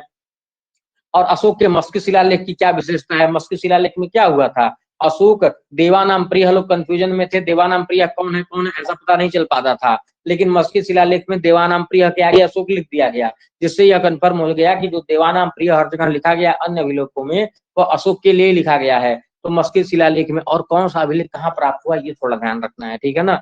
जैसे कर्नाटक के रायचूर में कौन सा प्राप्त हुआ, ये सब थोड़ा अभिलेखों में स्थान, अभिलेखों की यदि पंक्तियां समझना चाहते हैं तो शुरू के 1-2 पंक्तियां याद कर सकते हैं, जैसे इयम धम्मलिपि, कुछ शब्दों को आपको पकड़ना होगा, जैसे धम्मलिपि लिखा हो, देवानाम प्रिय शब्द लिखा हो तो समझ जाइए अशोक के शिलालेख से संबंधित है। कहीं कनिष्क, कुषाण, सारनाथ, वाराणसी और बौद्ध बोधिसत्व ये सब शब्द लिखे हों तो आपको समझ जाना है कि ये सारे जो है इसके हैं, सारनाथ वाले हैं, बौद्ध प्रतिमा लेख के हैं। जिनकी भाषा संस्कृत में लगे उनको समझ जाइए कि या तो वह शिलालेख से, जिनकी भाषा संस्कृत होगी वो संस्कृत में लिखे रहेंगे, प्राकृत भाषा वाले सब तो थोड़े अजीब। तो ये सब शिलालेख में ये सब आपको तैयार कर लेना है, भाषा, लिपि और विषय। विषय न भी तैयार हो कोई बात नहीं है, जैसे सुदर्शन तराग का निर्माता, पुनर्निर्माता, चक्रपाली, सुविशाख, ये सब जो नाम है ये सब आपको क्लियर कर लेना है, ठीक है ना। तो अभिलेख में इतना कुछ कर लेंगे, रिवाइज में बता रहा हूँ कैसे कैसे रिवाइज करना है, समय में नहीं याद करना है मर्जी, ठीक है ना। अब फिर से अगला प्रश्न प्रमाण से आ गया कि कौन कितने प्रमाण मानता है, तो इसको तो इसमें क्या बताएं, इसमें यदि पंक्ति भी पूछ ली जाए तब भी आप कर लेंगे प्रमाण यदि आपको तैयार है तो। अगला प्रश्न देखिए, भाषा विज्ञान से अगला प्रश्न आ गया कि योगात्मक भाषा कौन सी नहीं है इसमें से। तो यदि आप भाषाओं के वर्गीकरण में आकृति मूलक वर्गीकरण को अच्छे से पढ़ लिए हैं, योगात्मक अयोगात्मक को, तो आप समझ में आ जाएगा कि कौन नहीं है। अरे अरबी को जानते हैं सृष्टि योगात्मक है, संस्कृत भी सृष्टि योगात्मक है, और तुर्की जो है अशिष्ट योगात्मक शुरू में आ जाती है। ये अशिष्ट योगात्मक के जो 4 भेद हैं, जो ये पूर्व मध्य अंत पूर्वांत, चीनी ही एक वजह जो अयोगात्मक है। तो आकृति मूलक वर्गीकरण भाषाओं का, परिवार मूलक वर्गीकरण, तो आकृति मूलक के अंदर में योगात्मक अयोगात्मक को क्लियर कर लीजिए। पारिवारिक मूलक वर्गीकरण में कितने परिवार हैं, सतम वर्ग क्या है, केंटुम वर्ग क्या है, ये सब आप देख लेंगे तो हो जाएगा, ठीक है ना। अब अगला प्रश्न है वाक्य पदियम के अनुसार शब्दार्थ का संबंध भर्तृहरि ने कैसे स्वीकार किया है, तो इसको देख लेंगे। शब्द ब्रह्म का स्वरूप पढ़ लीजिए, शब्द ब्रह्म का संबंध पढ़ लीजिए, जो है यहाँ पर शब्दार्थ का अपोद्धार किसको कहते हैं, स्थित लक्षण किसको कहते हैं, अन्वाख्य किसको कहते हैं, प्रतिपादक किसको कहते हैं, ये लीजिए। इनका संबंध कैसा होता है, तो कैसा संबंध है, नित्यास कावेन योग्य भावेन चस्तुता धर्मे ये प्रत्यय चांगम संबंध साधु साधु कार्य कारण भाव और योग्यता संबंध होता है सबका।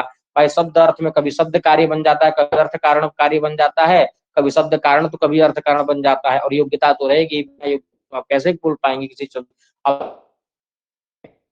को बोतल मंगाना है तो बोतल के लिए रात भर चिल्लाते रह जाएंगे, मोबाइल दे दो, मोबाइल दे दो, मोबाइल दे दो, सामने बोतल रखा रहेगा, कोई बोतल उठा के देगा आपको, नहीं दे पाएगा ना। तो बोतल के लिए जो अभिधेयार्थ योग्य है उसी को ना बोलना पड़ेगा आपको, बोतल के लिए बोलेंगे। अब बोतल को कुछ और नाम से रात भर चिल्लाते रह जाइए, कोई बोतल पकड़ाएगा ही नहीं आपको बोतल। तो इसीलिए जो है योग्यता, संबंध और कार्य कारण भाव, साथ ही साथ शब्द ब्रह्म की विशेषता, शब्द ब्रह्म का स्वरूप, ध्वनि के प्रकार, प्राकृत वैकृत ध्वनियां कौन सी होती हैं, ये सब वाक्य पदीय में तैयार करना है। ठीक है ना। अब अगला क्या है, काव्य प्रकाश के अनुसार काव्य प्रयोजन में क्या इप्सित है, ये देखिए। अब इससे जो है काव्य प्रयोजन लगभग आप साहित्य दर्पण का भी काव्य प्रयोजन तैयार कर लें, काव्य प्रकाश का भी तैयार कर लें, वक्रोक्ति जीवितम का भी तैयार कर लें, ध्वन्यालोक का भी तैयार कर लें यदि हो तो। ठीक है ना। और काव्य प्रकाश का प्रथम उल्लास तो आपको भाई काव्य लक्षण का, और काव्य के कितने भेद हैं, 3 प्रकार हैं, तीनों के उदाहरण कौन कौन से हैं। वाच्याद अतिशयनी व्यंग्य किम काव्यम प्रवर्तते, वाच्याद अनतिशयनी व्यंग्य किम काव्यम प्रवर्तते, और जहां पर व्यंग्यार्थ हो ही ना वह कौन सा काव्य होता है। विनिर्गतम मानद मात्म मंदिरात, यह किसका उदाहरण है। ग्राम तरुणम तरुण्या, यह किसका उदाहरण है। निःशेष चुलचंदनम स्तंतटम, यह किसका उदाहरण है। काव्य स्वरूप क्या है, काव्य लक्षण क्या है, मंगलाचरण क्या है, कितने प्रकार के काव्य होते हैं, ये सब आपको जो है लिख के जो है तैयार कर लेना है। ठीक है ना। शक्ति का क्या लक्षण है, पंक्ति जो वृत्ति लिखी है, शक्ति कवित्व बीज रूप संस्कार विशेष या बिना काव्यम न प्रसरित, ये सब जो है थोड़ा सा वृत्ति भी देख लेंगे। काव्य में से अर्थ कृत्य में यशसे का उदाहरण कालिदास है, कालिदासादीनामी यशः हर्षादर धावकादीनामी धनम, तो ये सब कवियों के नाम भी याद रखने हैं। 3 प्रकार के उपदेश होते हैं, प्रभु सम्मित, सुहृत सम्मित, कांता सम्मित। प्रभु सम्मित में किसकी प्रधानता होती है, शब्द की प्रधानता होती है। वेदादि शास्त्र उसके उदाहरण है। सुहृत सम्मित में अर्थ की प्रधानता होती है। पुराण इतिहास उसके उदाहरण है। कांता सम्मित जो है शब्दार्थी और गुण भावे न शब्दार्थ गौण हो जाते हैं। रसांग भूत व्यापार प्रवणतया, ये सब चीजें काव्य प्रकाश से आपको एकदम स्पष्ट करके बैठनी है, और साथ ही लक्षणा का स्वरूप भी तैयार कर लेना है। अलंकार में अलंकार का लक्षण और अलंकार के भेद, उदाहरण न भी याद हो तब भी काम चल जाएगा, लेकिन उदाहरण याद करना पड़ेगा। जिसके 10-10 भेद है वो उदाहरण नहीं आपको तैयार करना है। उदाहरण वही तैयार करना है जैसे दृष्टांत अलंकार है। दृष्टांत अलंकार साधर्म दृष्टांत, वैधर्म दृष्टांत। तो इस तरह से जो निदर्शना अलंकार, माला निदर्शना, पदार्थ निदर्शना, वाक्य निर्दर्शना, ऐसे जो छोटे छोटे भेद, अर्थांतर न्यास के 4 भेद, वो 4 उदाहरण याद कर लीजिए। सामान्य वाक्य का विशेष वाक्य के द्वारा साधर्म से समर्थन, वैधर्म से समर्थन, इस तरह से जिसके 1-2 भेद है ना उसको याद कर लीजिए। उसको याद कर लेंगे तो बड़ा अच्छा रहेगा। विशेषोक्ति अलंकार का लक्षण, विशेषोक्ति अलंकार का उदाहरण, विशेषोक्ति अलंकार के जो 3 प्रकार हैं उसमें से उनको याद कर लेंगे। विभावना का भी यही हाल है, तो अलंकार वगैरह तैयार कर लेंगे तो आपका कम बन जाएगा। साथ ही रसदोष, रसदोष भी 13 प्रकार के बताए गए हैं। गुणीभूत व्यंग्य के 8 प्रकार बताए गए हैं। ये सब नाम तो कम से कम याद कर लेंगे। तो मान लीजिए क्या पता पेपर में इस बार पूछ ही दे कि 13 प्रकार के रसदोषों में किसको गिना क्या, किसको नहीं गिना क्या है।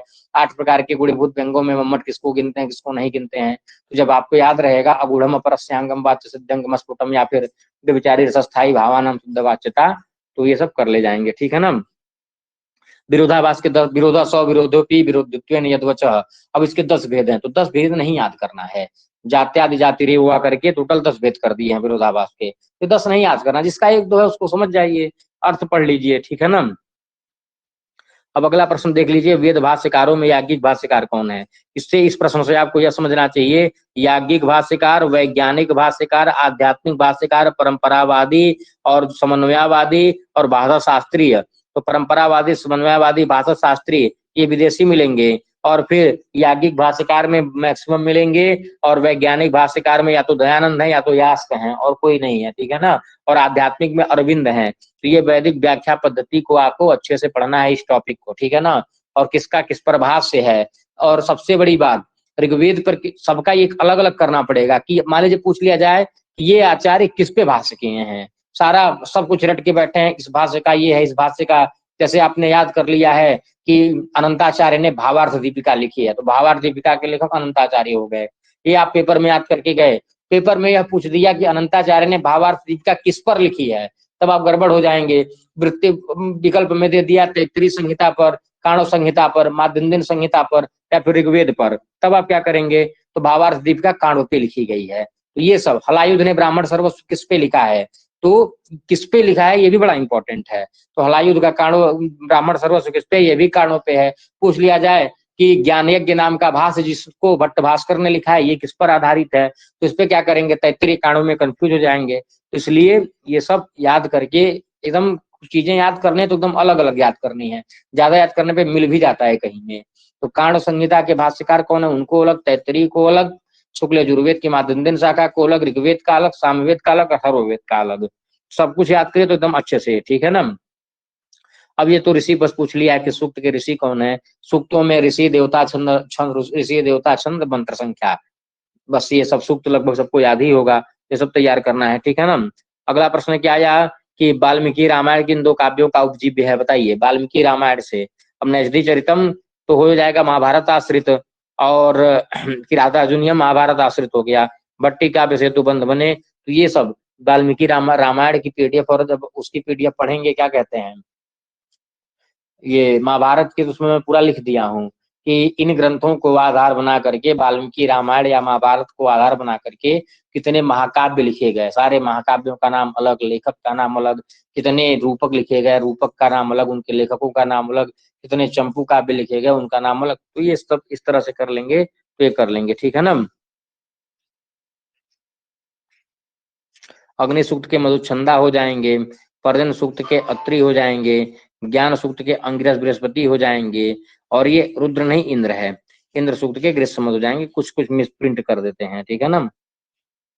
पेपर में भी इसी तरह से रुद्र पूछा गया था, इंद्र है वो, ठीक है ना।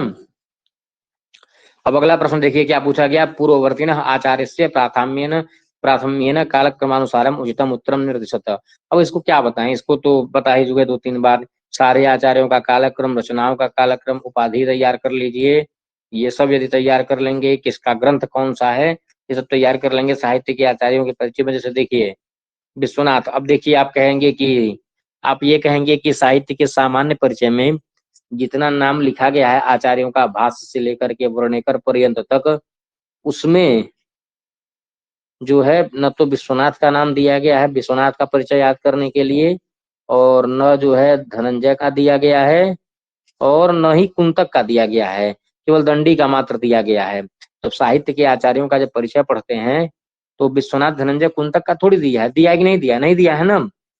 भास, कालिदास, अश्वघोष, शूद्रक वगैरह में केवल दंडी बीच में आया है ना, बाकी तो विश्वनाथ धनंजय और कुंतक को दिया नहीं। कैसे पेपर में आ गया, तो इस पेपर में आने का जो है बस सीधा सा जवाब यही है, विश्वनाथ का साहित्य दर्पण पढ़ना है आपको, धनंजय का दशरूपक, कुंतक का वक्रोक्ति जीवितम, इन तीनों की बुक लगी है कि नहीं लगी है। अब बुक लगी है तो बुक पढ़ रहे हैं तो भाई क्रम तो आपको याद ही होना चाहिए ना, किसका सन क्या है। विश्वनाथ की साहित्य दर्पण पढ़ लिए, विश्वनाथ के बारे में कुछ जान ही नहीं रहे हैं, तो इसीलिए यह प्रश्न आया है, कुछ भी मिलाकर पूछा जा सकता है, ठीक है ना। और 6 संप्रदायों में भी आते हैं, ये भी बात है, कुंतक वक्रोक्ति में आते हैं, विश्वनाथ जो है रस संप्रदाय में आ जाएंगे, वैसे रस के आचार्य माने जाएंगे, तो ये भी हो जाएगा, ठीक है ना। तो जितनी बुक लगी है उन सब के, जैसे बुक में मुद्रा राक्षसम लगा है विशाख दत्त का, विशाख दत्त का परिचय आपको पढ़ना ही पढ़ना है, हर्षचरितम लगा हुआ है, कादम्बरी का सुखनासोपदेश लगा हुआ है, तो ये सब जितने लेखक हैं इन सबका परिचय वगैरह तैयार कर, आनंदवर्धन का परिचय भी तैयार करना है आपको, ठीक है ना। अब देखिए अधुना तैत्तिरीय नामना को प्रसिद्ध ग्रंथ था, ये तो आसान प्रश्न है, तैत्तिरीय ब्राह्मण, तैत्तिरीय उपनिषद, ठीक है ना।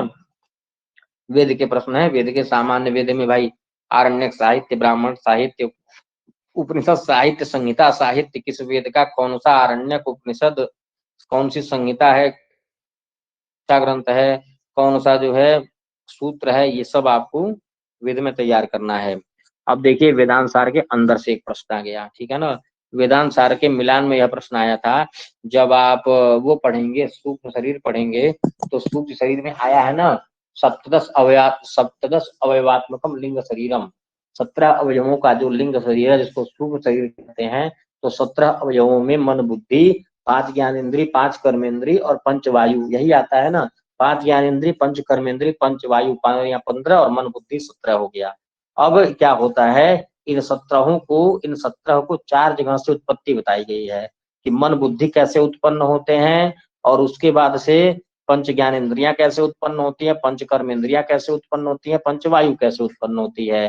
तो एते पुनराकाशादिगत सात्विकांशेभ्यः पृथक पृथक क्रमेण उत्पद्यन्ते, एते सात्विकांशेभ्यः समस्तेभ्यः मिलितेभ्यः उत्पद्यन्ते, एते आकाशादीनां राजस अंशेभ्यः पृथक पृथक क्रमेण उत्पद्यन्ते, एते आकाशादीनां राजस अंशेभ्यः सम्मिलितेभ्यः उत्पद्यन्ते। तो मन बुद्धि को सात्विक अंश के सम्मिलित रूप से, ज्ञानेन्द्रियों को सात्विक अंश के अलग अलग, और पंच वायु को राजस अंश से सम्मिलित रूप से, पंच कर्मेंद्रियों को राजस अंश के अलग अलग, ये टॉपिक वेदांत में क्लियर करना है। वेदांत सार में आपको अनुभव चतुष्टय, अधिकारी विषय संबंध प्रयोजन, अधिकारी को कौन सा कर्म करना चाहिए, कौन सा कर्म छोड़ना चाहिए, संबंध साधक चतुष्टय में किसकी गणना होती है, किसकी नहीं होती है। समदम प्रदित दीक्षा समाधान श्रद्धा षट संपत्तियां का लक्षण षट संपत्तियों में किसकी गणना है, किसका नहीं है। कारण शरीर, शरीर लिंग शरीर। कारण शरीर में कारण शरीर का व्यष्टि और ईश्वर प्राज्ञ का स्वरूप याद कर लीजिए। कौन सा उन लोगों का कोष होता है, किस अवस्था में रहते हैं, ये याद रखना है। इसी तरह से सूक्ष्म शरीर में कितने अवयव हैं, कितने कोष हैं, अवस्था कौन सी है, ये सब। और यही हाल स्थूल शरीर में। स्थूल शरीर को क्या कहते हैं, पंचीकृत कहते हैं, अपंचीकृत कहते हैं। ये सब कितने प्रकार के स्थूल शरीर हैं। और उसके बाद वो तत्वमसी वाला जो लक्षणा है, सामानाधिकरण्यम च विशेषण विशेषता लक्ष्य लक्षण भावश्च, ये जो तीन संबंध है, समानाधिकरण विशेषता लक्ष्य लक्षण भाव संबंध। तत्वमसी में लक्षणा कौन सी है, स्वर्णधावती में लक्षणा कौन सी है, अम ब्रह्मास्मि में कौन सी जो है, कौन सा वाक्य, अनुभव वाक्य वगैरह। ठीक है ना। तो वेदांत सार में लंबा प्रकरण है, वेदांत सार को जो इस तरह से तैयार करना है। और लास्ट में वही जीवन मुक्त है। निर्वात, जिस तरह से निर्वात दीपेभ्यो, निर्वात स्थान पर दीपक बिल्कुल नहीं उलता है, उस तरह से किसकी तुलना की गई है, किसकी उपमा दी गई है, तो निर्विकल्पक समाधि की तुलना दी गई है। ठीक है ना। तो ये सब वेदांत सार को पूरा अच्छे से क्लियर कर देंगे तो वेदांत सार आप लोगों का क्लियर हो जाएगा। तो फिर यहाँ से प्रश्न आएगा तो गड़बड़ नहीं होगा। ठीक है ना। भाषा विज्ञान से प्रश्न आ गया कि वर्णाः स्वयं प्रकाशन्ते, ऐसे कौन से वर्ण है जो खुद ही प्रकाशित होते हैं। आपको पता होगा स्वयं राज्यन्ते स्वराः, जो स्वर होते हैं वह किसी के साधन नहीं होते हैं, स्वर स्वतः उत्पन्न होते हैं। तो मूल स्वर स्वर है। अब अंतस्थ स्वर, ये मूल स्वर और संयुक्त स्वर, तो क्या सही हो जाएगा, ए और सी यहाँ पर सही हो जाएगा। ठीक है ना। तो भाषा विज्ञान में कौन से अर्ध स्वर हैं, कौन से स्वर है, कौन से पार्श्विक हैं, कौन से लुंठित हैं, तो ये सब जो है आपको कौन से संघर्षी हैं, ये सब स्वरों के बारे में, थोड़ा सा शब्दों के बारे में, स्पर्श संज्ञक कौन से हैं, ये थोड़ा देखना है आपको। ठीक है ना। अब उसके बाद महाभारत आश्रित रचनाएं दो कौन कौन सी हैं। तो महाभारत आश्रित रचनाएं जो है, इसमें तो आपको कुछ समस्या होगी नहीं, क्योंकि इसको बता ही दिया गया है। महाभारत आश्रित वगैरह आपको देख लेना है ये सब। अब देखिए सायण भाष्य का विकृत हो या किसका विशेषण है, या पूरा नोट सायण भाष्य का मैं अग्नि से लेकर के पूरा पृथ्वी पर्यंत तक सायण भाष्य दे दिया हूँ। कवि क्रतु किसका विशेषण है, फिर उसके बाद सप्तरश्मि किसका विशेषण है, अपाम नेता किसका विशेषण है, मघोनी किसका विशेषण है, और उसके बाद आदित्य किसका विशेषण है वरुण सूक्त में। ये सब जो है एक तरफ से सायण भाष्य लिख दिया, एक तरफ से विशेषण लिख दिया हूँ। कहीं से कुछ भी जो है गड़बड़ नहीं हो सकता है। तो विशेषण आपको देवताओं के याद रखने, विशेषण वही, ऐसा नहीं कि आप विशेषण की पुस्तक खोज करके इंद्र के 108 नाम है तो 108 नाम याद कर लीजिए, और अग्नि के 15,000 नाम है तो वो नाम नहीं। अग्नि सूक्त पहले मंडल का जो पहला मतलब 9 मंत्रों में अग्नि के जितने विशेषण है सिर्फ वो याद करना है। इंद्र सूक्त दूसरे मंडल के जो 12वें में लगा हुआ है, उन 15 मंत्रों में यू जाते हुए प्रथम मनस्वान वगैरह वाले में, उन 15 में जो विशेषण लगा है सिर्फ वही तैयार करना है। तो सिर्फ मतलब यही से यही इतना तैयार करना है, इसके अलावा नहीं तैयार करना है। ठीक है ना। अलग अलग नहीं। क्रांत प्रज्ञा क्रांत कर्मा, बिल्कुल हाँ, कवि क्रतु का मतलब, तो ये सब तैयार आपको करना है। ठीक है ना। और अगला क्या है यह बताइएगा। आलोक विशाला में सहसा तिमिर प्रवेश विच्छिन्ना उन्मीलिता दृष्टिर निमीलितेन इवांधकारेण। यह देखिए इसमें केवल छंद पूछा गया है। छंद यदि आपको पता है, छंद यदि अनुष्टुप छंद, आर्या छंद, वसंत तिलका, फिर मंदाक्रांता, द्रुत विलंबित उपजाति, वसंत तिलका, उपेंद्र वज्रा, ये सब छंदों के आपको लक्षण याद करने पड़ेंगे। ठीक है ना।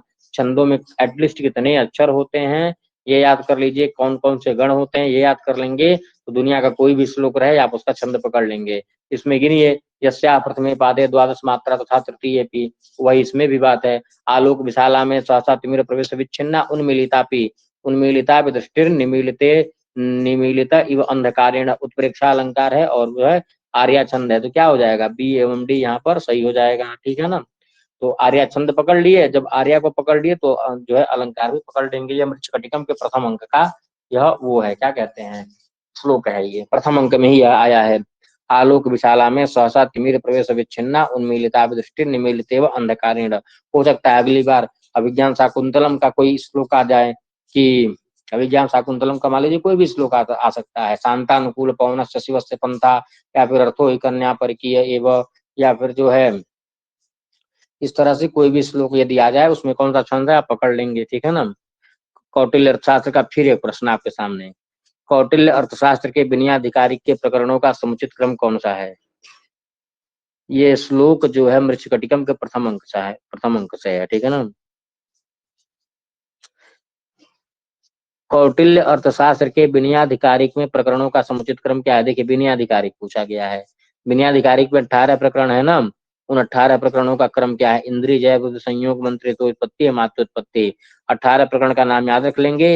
ये सब गलत हो चाहे सही, ये सब चाहे जैसे हो। देखिए विद्या, समुद्देश्य, वृद्धि, संयोग, इंद्रिय, जय, अमात्योत्पत्ति, मंत्र पुरोहितोत्पत्ति, उपदाभि, शौचा शौच, ज्ञान अमात्यानाम, गुण पुरुषपत्ति, गुण पुरुष प्रणिधि, स्व विषय कृत्याकृत्य पक्ष रक्षणम, पर विषय कृत्याकृत्य पक्षोपग्रह, मंत्राधिकार, दूत प्रणिधि, राजपुत्र रक्षणम, अवरुद्ध वृत्तम, अवरुद्धे च वृत्ति, राज प्रणिधि, निशांत प्रणिधि, आत्मरक्षितकम। ये सब तैयार करना है। अब अगला प्रश्न क्या आ गया? 10 रूप का अनुसारम फलार्थ भी प्रारब्ध से कार्य कति।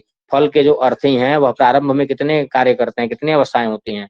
तो अवस्था पंच कार्य से प्रारंभ से फलार्थ भी, अवस्था पंच कार्य से प्रारब्ध से फलार्थ भी। वह कौन कौन सी अवस्थाएं हैं? 5।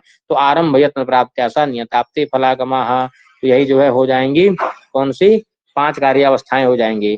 5 कार्यावस्थाएं, फिर जो है 5 जो है अर्थोपक्षेपक, 5 संधियां 10 रूपक की, ये सब आपको तैयार करना है, ठीक है ना। फिर तीसरे अंक में विधि वगैरह आती है, वो सब देख लेंगे 10 रूपक के बारे में। योग दर्शन से अगला प्रश्न आ गया, चित्तवृत्ति से देख चुके थे, और चित्तवृत्ति में एक प्रश्न आ गया, कौन सा? चित्त, मूड, विक्षिप्त, एकाग्र, निरुद्ध। इसका जो है क्रम बता लीजिए, ठीक है ना। क्षिप्त के बाद विक्षिप्त नहीं आता है, क्षिप्त के बाद मूड आता है। तो ए ई बी से जो भी विकल्प सही है वही सही हो जाएगा, बी यहाँ पर सही हो जाएगा, ठीक है ना। तो इसके चित्त भूमि से प्रश्न है। हो सकता है इसमें अब की बार ये पूछ लिया जाए कि तमोगुण से जो भी युक्त रहता है वह कौन सी चित्त भूमि होती है, रजोगुण से युक्त भूमि कौन सी कहलाती है। तो ये सब करेंगे तो हो जाएगा, ठीक है ना। अब उसके बाद हम्म अब उसके बाद अगला क्या है? वेदानाम अपौरुषेयत्वम अधोकृतेषु वर्णितम। अपौरुषेयम वाक्यम वेदा कहाँ कहा गया है? ये सब सामान्य लक्षण मीमांसा वगैरह में, मीमांसा में ही कहा गया है। पौरुषेयम वाक्यम वेद, वेद के 5 प्रकार जो है, विधि, मंत्र, नाम, धे, निषेध, अर्थवाद, ये सब जो है कहा गया है, ठीक है ना। तो वेदानाम अपौरुषेयत्वम अधोकृतेषु कुत्र वर्णितम, वेदों का अपौरुषेयत्व कहाँ वर्णित किया गया है? मीमांसा दर्शन में ही कहा गया ना, पूर्व मीमांसा में। सुर नपुंसकस्य, अब जो परिभाषाएं हमारी लिखी गई हैं, संयोग संज्ञा, वृद्धि संज्ञा, गुण संज्ञा, या ये जितनी भी संज्ञाएं लिखी हैं उसमें से देखिए प्रश्न आ गया, जो मैं व्याकरण की परिभाषाएं पढ़ाया था। सुर नपुंसकस्य इति पाणिनि सूत्रेण का संज्ञा विधीयते। सुर नपुंसकस्य से क्या होती है? संहिता संज्ञा, उपदा संज्ञा, विभाषा संज्ञा, सर्वनाम स्थान संज्ञा। सु ओजस अमोट की कौन सी संज्ञा होती है? सर्वनाम स्थान संज्ञा होती है।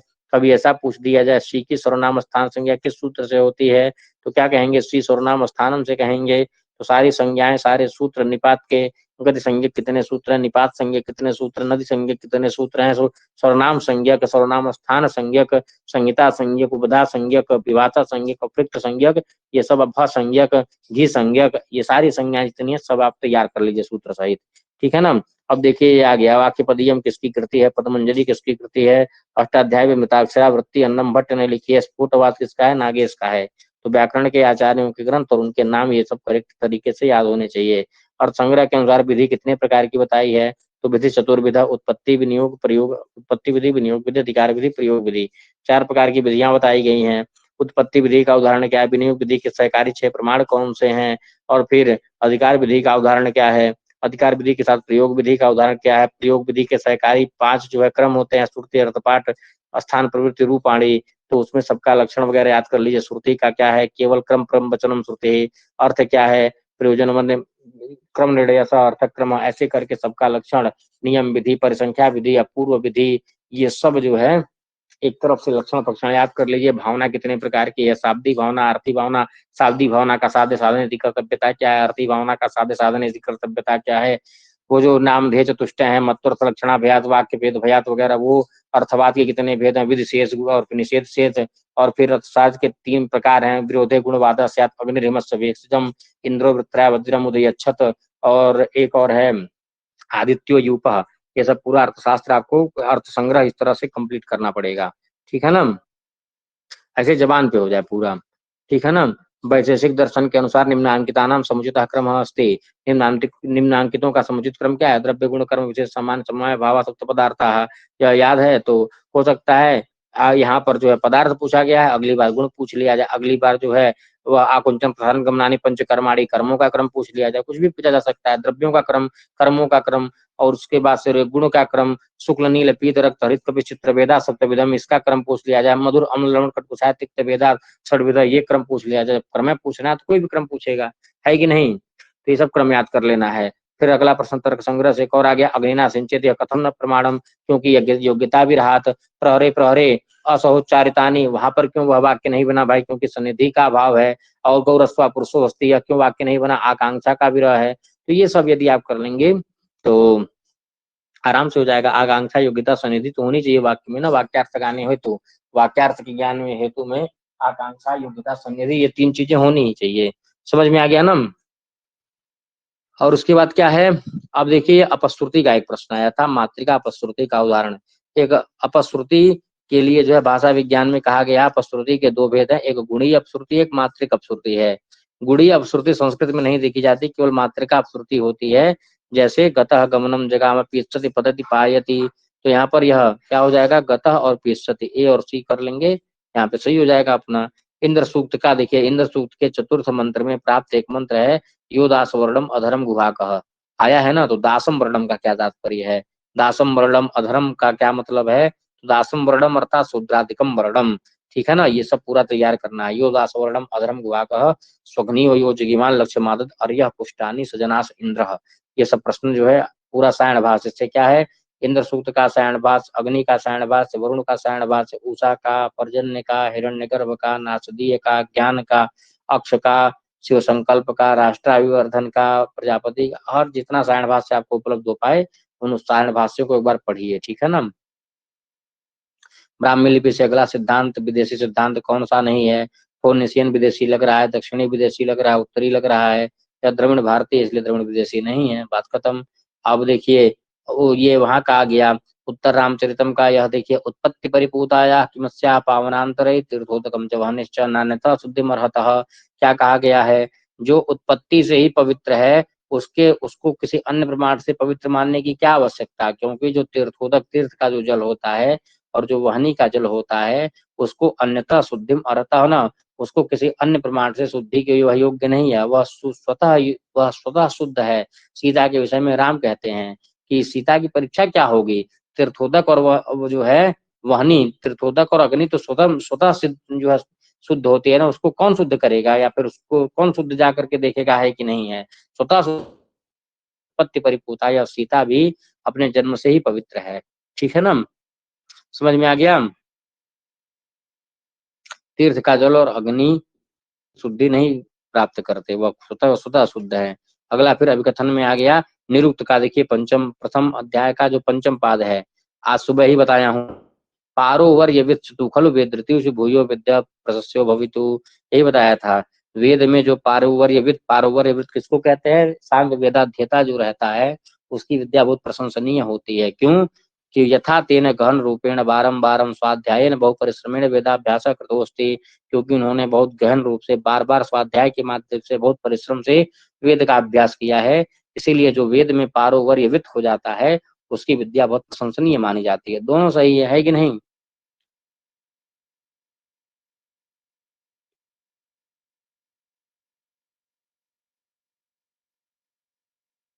अब ये देखिए धातुओं का रूप भी देखिए तैयार करना पड़ेगा। भू धातु, अध धातु, एज धातु, भू धातु, तनु धातु, दिव धातु, क्राक जो है ये रुद्र धातु, फिर क्रियादि की धातु में क्री धातु, ये सब धातुओं का पूछ लिया जाएगा। इन धातुओं में दिवादी के बाद जितने शुरू है ना, तनादि रुधादि क्रियादि वगैरह, वो सब उभय पद में चलते हैं, उभय पद में चलते हैं। तो उभय पद का मतलब आत्मनेपद पद परस्मय पद दोनों रूप आपको तैयार करना चाहिए। तनु विस्तारे का क्या चलेगा? तो यह रूप आपको यहाँ से तैयार करना है। कि अब देखिए ब्राह्मणों का समुचित क्रम क्या है ये समझ लेंगे। सबसे पहले वेद ही आएगा, वेद के बाद कौन सा ब्राह्मण करेंगे, वेद के बाद क्या करेंगे? अथर्ववेद करेंगे ना, डी से शुरू कर लीजिए। ऋग्वेद के बाद पहले भाई वेद आया तब तो ब्राह्मण आए, तो पहले ऋग्वेद आएगा फिर अथर्ववेद आएगा, फिर ऋग्वेद का ब्राह्मण ऐतरेय आएगा, फिर गोपथ आएगा। तो सी है, ये जो है डी सही हो गया, ठीक है ना। नासदी सूक्त का आ गया, को अद्धा वेद कह्य प्रवोचत कुत आ जाता कुत इयम सृष्टि ही, इस मंत्रांश के ऋषि कौन है और देवता कौन है? नासदी सूक्त यदि सबको पता होगा, ऐसे मंत्र पूछ करके ऋषि देवता पेपर में आ सकता है। और 1846 में किसने वैदिक साहित्य इतिहास, वैदिक लिटरेचर एंड हिस्ट्री किसने लिखा? रुडोल्फ रॉस ने लिखा था, ये जानते ही हैं। तो इसके अनुसार मैक्स मूलर का ग्रंथ, राथ का ग्रंथ, यूनिज वर्नफ का ग्रंथ, ये सब आपको तैयार कर लेना है, ठीक है ना। तो यहीं तक रहने देते हैं। इतने प्रश्नों से आपको यह समझ में आ गया होगा कि नहीं, मतलब किस तरह से प्रश्न आ रहे हैं, किस तरह से नहीं। एक बार बताइए तो, कुछ आइडिया लग रहा है सबको ना। इतने से इन प्रश्नों को 2020 का इसलिए करवा रहा हूँ क्योंकि 2022 का पेपर है। 21 से ज्यादा 20 फायदा करेगा, ठीक है ना। 21 तो अभी रिसेंट में हुआ, वहां से तो आएगा नहीं, लेकिन यहाँ से, यहाँ के टॉपिक से आ सकता है। तो इसीलिए आपको प्रश्नों का लेवल एक बार देखिए, आपको कौन से प्रश्न कठिन लग रहे हैं, इतने सारे प्रश्नों में कौन सा प्रश्न आपको कठिन लगा है, उसको उखाड़ पखाड़ के अच्छे से पढ़ डालिए। और बाकी जो सरल है वो सरल ही हैं, जो कठिन है उनके आगे पीछे ऊपर नीचे, और जो जो चीजें मैं बोल रहा हूँ पढ़ने के लिए, एक जैसे अर्थसंग्रह का एक प्रश्न आया, अर्थसंग्रह में क्या क्या पढ़ना चाहिए, वो सब मैं बोल दे रहा हूँ 2 मिनट में ही, ठीक है ना। वो सारी चीजें, उसका मतलब पढ़ने का मतलब उसको पढ़ डालिए, ठीक है ना। देखिए, सबसे पहले वेद आता है, वेद के बाद संहिता ग्रंथ आएंगे, संहिता ग्रंथों के बाद ब्राह्मण ग्रंथ आएंगे, ब्राह्मण ग्रंथों के बाद आरण्यक आएगा, आरण्यक के बाद जो है उपनिषद आएगा। ये क्रम है। सबसे पहले वेद को कर लीजिए, फिर ब्राह्मण को कर लीजिए। ये चारों वेद आएंगे ना, ये थोड़ी कि ऋग्वेद आ गया तो ऋग्वेद का ब्राह्मण, ऋग्वेद का आरण्यक, ऋग्वेद का उपनिषद और ऋग्वेद का सूत्र आया तब जाकर के यजुर्वेद आया, ऐसा कुछ नहीं है, ठीक है ना। तो पहले वेद आता है, लेकिन ईशोपनिषद में यह बात नहीं घटती है, क्योंकि ईशोपनिषद के 40वां अध्याय जो है वो मूल संहिता से जुड़ा हुआ है। इसलिए ऋग्वेद अगर यहाँ पर लिखा रहता, जैसे मान लीजिए कि यहाँ पर अथर्ववेद की जगह ईशोपनिषद लिखा रहता, ईशोपनिषद लिखा रहता, तब क्या करते? तो ऋग्वेद के बाद तुरंत ईशोपनिषद को डालते, डी और बी तब भी रहता, क्योंकि ईशोपनिषद डायरेक्ट संहिता का भाग है, इसीलिए, ठीक है ना।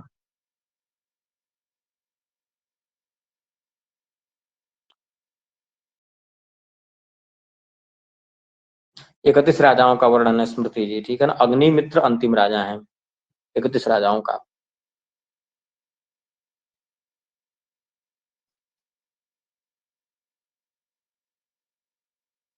पहले ऋग्वेद आएगा, फिर ईशोपनिषद आएगा,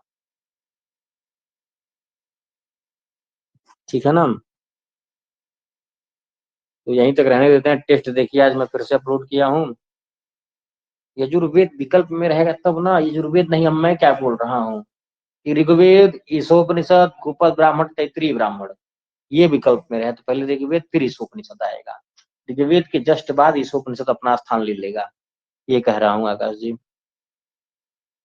ठीक है ना। टेस्ट अपलोड किया हूँ, 100 प्रश्नों का शतकम है, देख लीजिए, टेस्ट वगैरह दे दीजिए, ठीक है ना।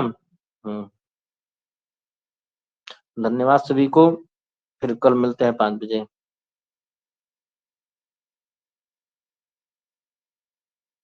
ये सब पेड क्लास में टेस्ट होते हैं ना, निःशुल्क क्लास में टेस्ट अपलोड करते हैं 1-2 दिन में, ठीक है ना। हम्म।